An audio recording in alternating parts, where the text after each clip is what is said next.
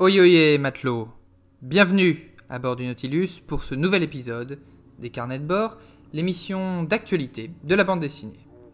C'est un numéro un peu spécial puisque au moment où j'enregistre cette vidéo, on vient d'apprendre le décès d'Albert Uderzo, le père survivant d'Astérix nous a quittés dans la nuit du 23 au 24 mars.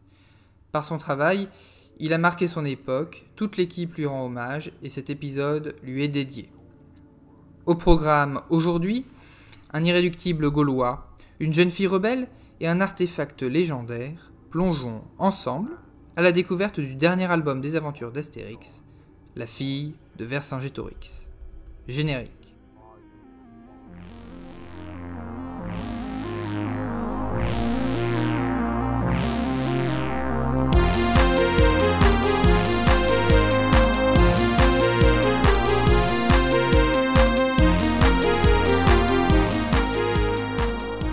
Publié le 24 octobre 2019, La fille de Vercingétorix est le 38e album des aventures d'Astérix le Gaulois.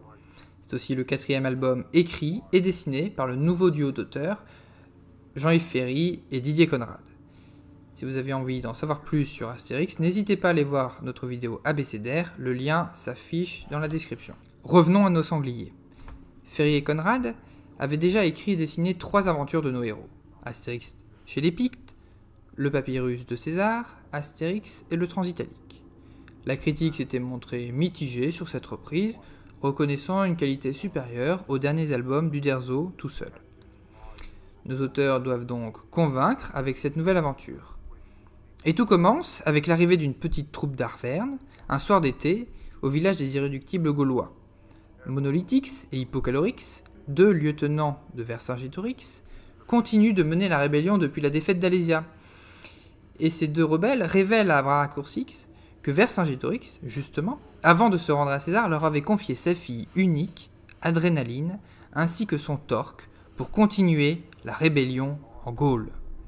Harcelés par les troupes romaines, les 2 pairs de substitution ont décidé de gagner Londres et souhaitent confier au village des Irréductibles, la garde de la fille de Vercingétorix, le temps de préparer cette traversée.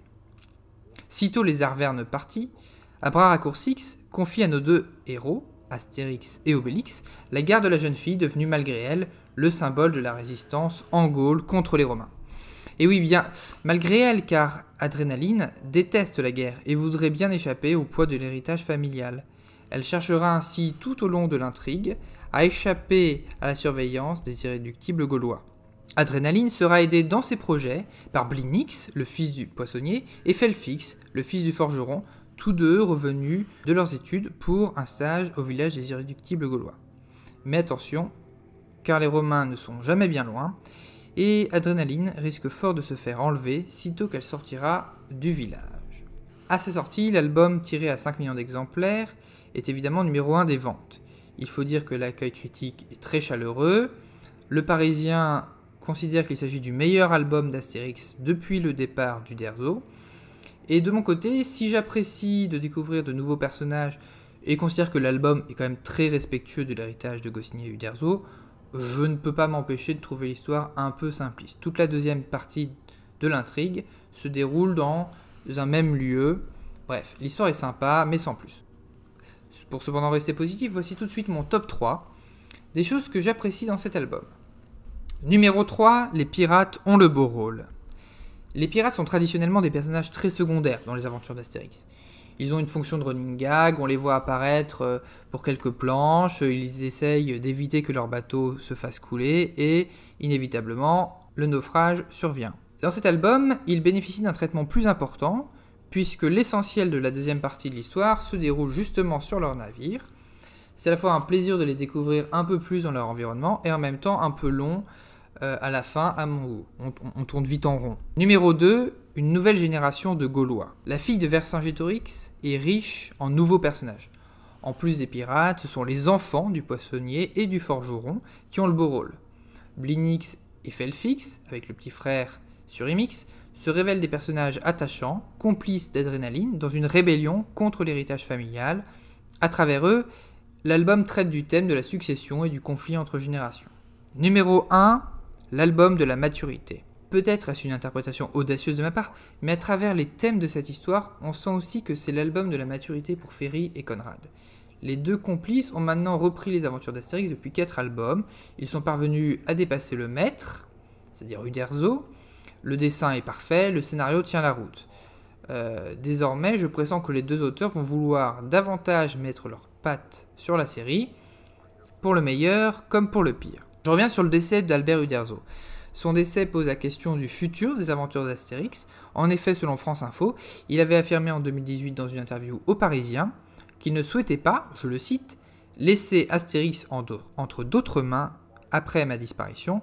Je n'ai pas envie de prendre le risque de tout fiche en l'air, de faire n'importe quoi pour de l'argent. » Sera-t-il entendu? Cela signifie-t-il que La fille de Vercingétorix est le dernier album des aventures d'Astérix le Gaulois? Rien qu'à cette pensée, je veux me taire et ressortir les vieux albums de René Goscinny et Albert Uderzo. Merci pour tout. Voilà, cette vidéo est maintenant terminée. Merci à tous de l'avoir écouté. N'hésitez pas, abonnez-vous si vous avez envie de suivre la chaîne. Et on se quitte sur ces citations de Tristan Bernard.